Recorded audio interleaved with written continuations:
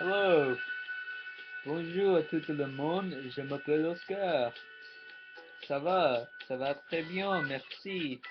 Oui, oui, nous sommes le chapitre 27 aujourd'hui, n'est-ce pas? Oui. We are on chapter 27 of A Lesson Before Dying. We have less than 50 pages to go, and I'm kind of anxious to see what's going to happen. So after the bar fight in chapter 25, and then Vivian goes to his rescue, and they take him out of the bar like really fast, but everyone sees Vivian with, I'm assuming that everyone sees Vivian with Grant, and they're like, oh, why is this woman with the black man? I don't really know if Vivian is white. I thought she was white, but I guess she's not. I guess she's like Asian maybe, I don't know. So they go back to her place, and she like takes care of him, and tries to heal him, put some like towel on his head or something like that. And then they go to the kitchen, have dinner, and then they start talking, and then he keeps on calling her like honey, honey this, honey that, but she's like, honey, I ain't having that honey today. And then she's like, do you love me? Do you really love me? Like you say you do, but do you really mean it? So you know that situation. I'm kind of like lost it like on that chapter because it was kind of like relationships, like skip this, like whatever. But we'll see what happens on chapter 27 on page 211. Okay. After church, the minister came back to the house with my aunt, Miss Eloise, Miss Emma, and Inez for coffee and cake. I lay across the bed in my room, looking out the window at the stack of bean poles in the garden.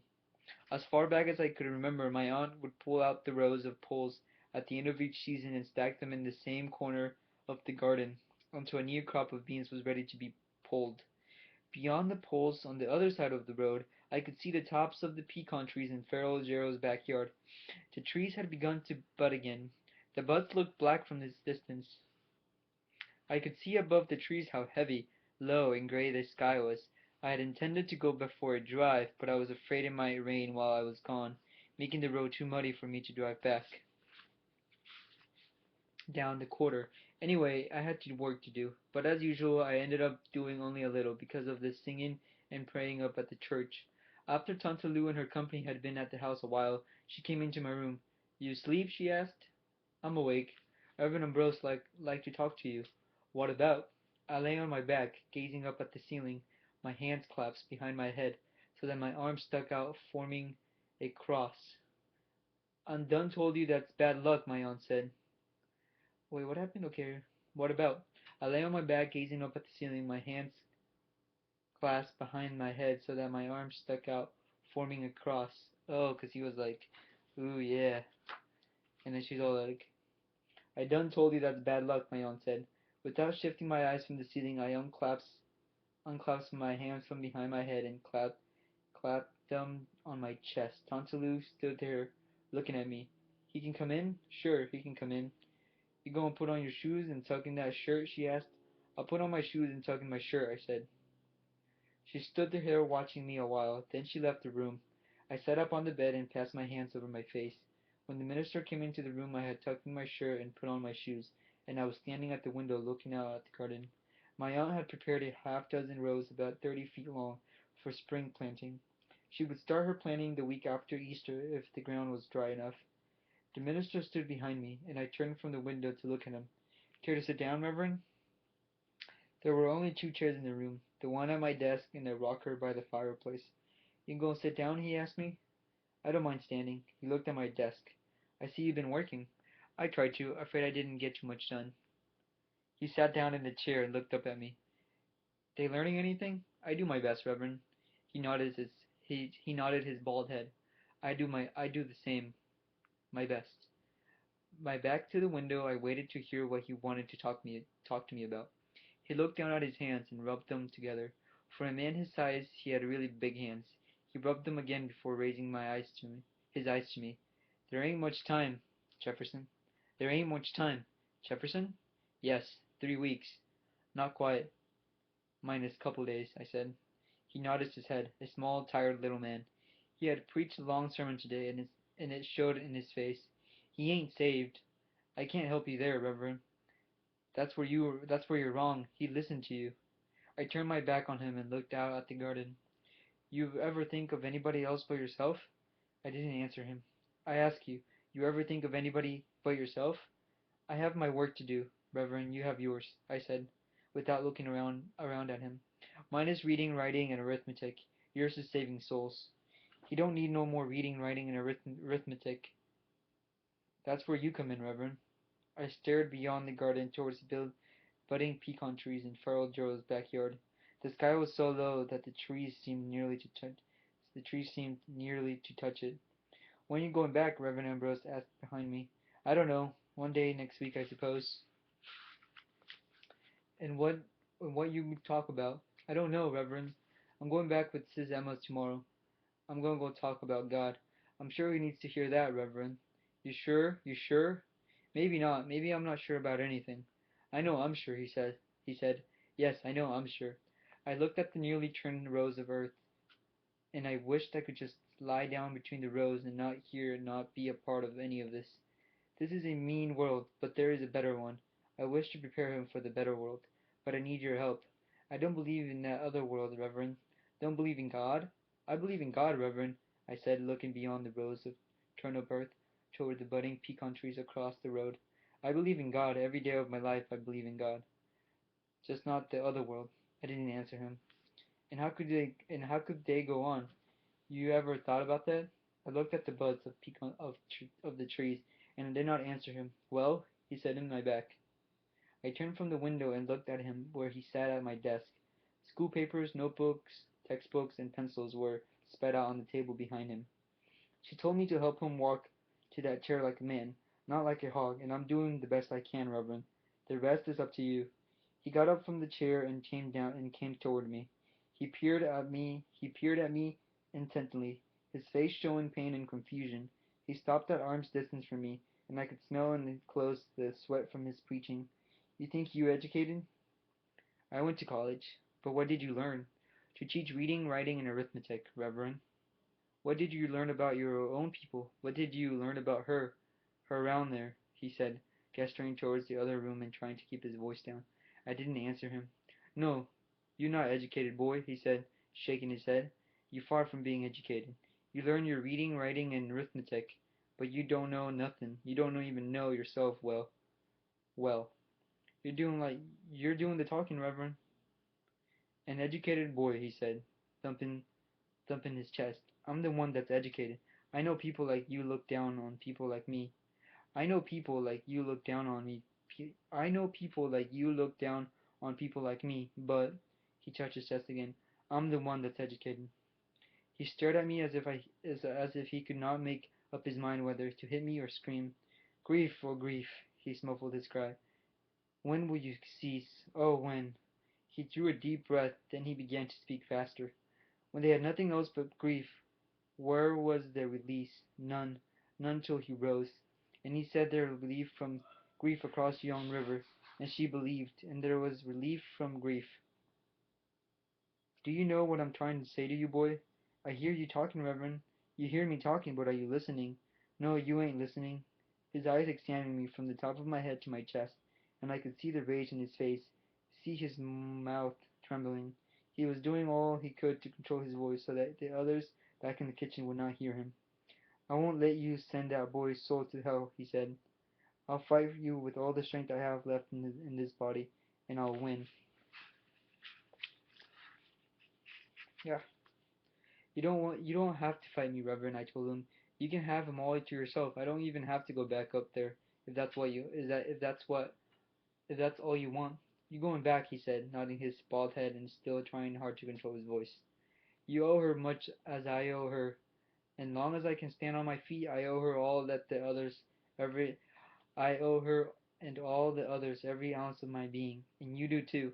I don't owe anybody anything, Reverend, I said, and turned towards the window. I felt his hand gripping my shoulder and pulling me around to face him. Don't you turn your back on me, boy. My name is Grant, I said. When you act educated, I'll call you Grant. I'll even call you Mr. Grant when you act like a man. His hand still grasped my shoulder, and I needed all my willpower to keep from knocking it off. He could see that what I was thinking, and he slowly released his grip and brought his hand to his side. You think you the only one ever felt this way? He asked. You think I never felt this way? You think she never felt this way? Every last one of them back there in one time in their life wanted to give up. She wanted to give up now. You know that? You got any idea how sick she is? Soon after he go, she going too. I won't give her another year. I want her to believe he'll be up there waiting for her, and you can help me do it. And you the only one. How? Tell him to fall down on his knees before he walked to that chair. Tell him to fall down on his knees for her. You're the only one he'll listen to. He won't listen to me. No, I said, I won't tell him to kneel. I'll tell him to listen to you, but I won't tell him to kneel. I will try to help him stand. You think a man can't kneel and stand? It hasn't helped me. The minister drew back from me. His head was shining. So was his face. I could see his mouth working as though he wanted to say something, but he didn't know how to say it. You're just lost, he said. That's all. You're just lost. Yes, sir, I'm lost. Like most men, I'm lost. Not all men, he said. Me, I'm found. Then you're one of the lucky ones, Reverend. And I won't let you lose his soul in hell. I want him in heaven as much as you do, Reverend. A place you can't believe in? No, I don't believe in it, Reverend. And how can you tell him to believe in it? I'll never tell him not to believe in it. And suppose he asks you if it's there, then what? Suppose you write on that tablet you give him, is it there? Then what? I'll tell him I don't know. You, the teacher. Yes, but I was taught to teach reading, writing, and arithmetic, not the gospel. I'll tell him I heard it was there, but I don't know. And suppose he asks you if you believe in heaven. Then what? I hope he doesn't, Reverend. Suppose he do. I hope he doesn't. You couldn't say yes? No, Reverend, I couldn't say yes. I couldn't lie to him at this moment. I will never tell him another lie, no matter what. Not for her sake? No, sir. The minister nodded his bald head and grunted to himself. His dark brown eyes in that tired, weary face continued to stare back at me. You think you educated, but you not. You think you the only person ever felt had to lie? You think I never had to lie? I don't know, Reverend. Yes, you know all right. That's why you look down on me, because you know I lie. At wakes, at funerals, at weddings, yes, I lie. I lie at wakes and funerals to relieve pain. Cause reading, writing, and arithmetic is not enough. You think that's all they send you to school for? They send you to school to relieve pain, to relieve hurt, and if you have to lie to do it, then you lie. You lie and you lie and you lie. When you tell yourself you're feeling good when you're sick, you lying. When you tell other people you're feeling well when you're feeling sick, you're lying. You tell them that 'cause they have pain too, and you don't want to add yours, and you lie. She's been lying every day of her life. Your aunt in there. That's how you got through that university, cheating herself here, cheating herself there, but always telling you she is all right. I've seen her hands bleed from picking cotton. I've seen her blisters from the hoe and the cane knife. At that church, crying on her knees. You ever looked at the scabs on her knees, boy? 'Cause you never. 'Cause she never wanted you to see it. And that's the difference between me and you, boy. That make me the educated one, and you the gump. I know my people. I know what they done through. I know they done cheated themselves, lied to themselves, hoping that one day all love and trust come back and help relieve the pain. Wow, man, Reverend just let him have it, man. This guy, like, I was feeling like, kind of like, man, Reverend, you're just another preacher all about God, but he's very true, he knows his people, and Grant doesn't seem to know his people. So this chapter, I'll call it, like, Reverend, Reverend versus Grant. In his room, man, in his own room. I'll be like, get the freak out of my room.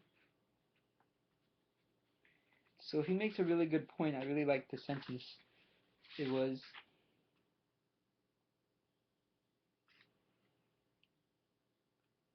it,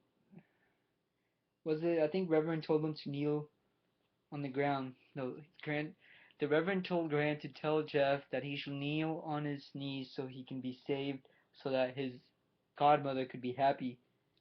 But he's like, I'm never telling a man to get on his knees. I'm going to tell him to stand up. And I really like that. Stand up or stand up, be a man, or like knee, or get on your knees and be saved. That's pretty much what the chapter was about. So Grant does not believe in heaven. I don't understand that. Grant doesn't believe in heaven, but he believes in God. That's weird.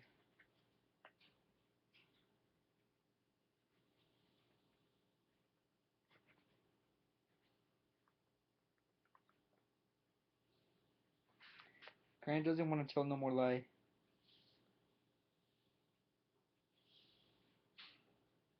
But everybody lies.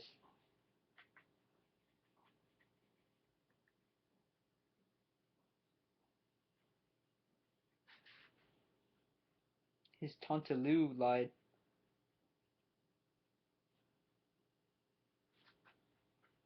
about feeling well when she was sick.